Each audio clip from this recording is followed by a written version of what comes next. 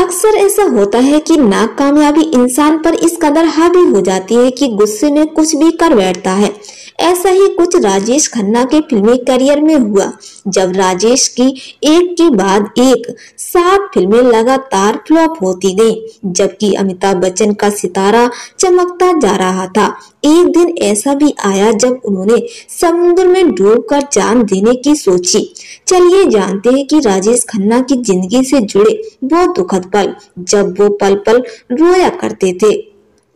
दरअसल बात साल 1976 की है, जब इसी साल की शुरुआत में राजेश खन्ना की फिल्म महाचोर बुरी तरह से फ्लॉप हुई, जहां एक तरफ उनका और डिंपल का रिश्ता टूटता नजर आ रहा था, वहीं दूसरी तरफ काका का करियर ढलान पर था, जिसके बाद राजेश खन्ना धीरे धीरे शराब के नशे में डूबते गए। आसिया उस्मान ने राजेश खन्ना की जीवनी में लिखा था कि राजेश खन्ना के अंदर जल रही नाकामयाबी की आग को हर शाम की शराब और भी ज्यादा भड़का देती थी। शराब के नशे में भी राजेश खन्ना नाकामयाबी का गम नहीं भुला पा रहे थे। इसी समय ऐसा वाक्य हुआ जिससे डिंपल कपाड़िया बुरी तरह से डर गईं। एक रात हमेशा की तरह डिंपल और स्टाफ काका को छोड़कर सोने चले गए थे, लेकिन उस रात ऐसा हुआ जिसने डिंपल को बुरी तरह से डरा दिया था।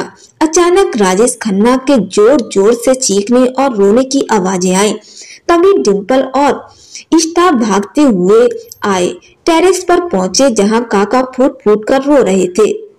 यासिर उस्मान के मुताबिक राजेश खन्ना खुदकुशी करना चाहते थे, क्योंकि वो नाकामयाबी की वजह से पूरी तरह डिप्रेशन में जा चुके थे। उन्होंने इस बात को खुद एक इंटरव्यू में कबूला था।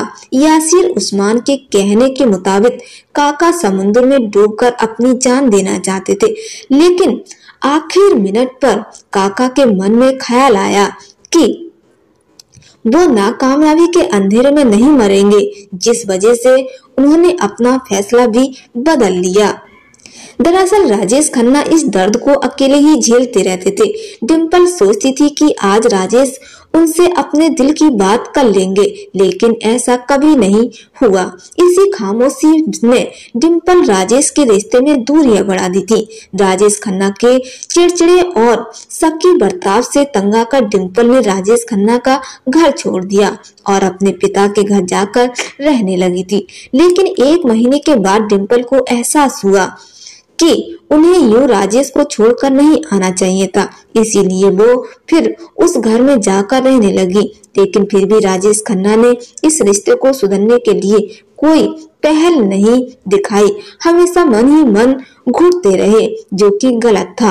अपने मन के विचारों को दूसरों से शेयर कर लेने से मन का बोझ कम हो जाता और जिंदगी भी आसान लगने लगती। लेकिन शायद राजेश खन्ना इस बात को नहीं समझ पाए।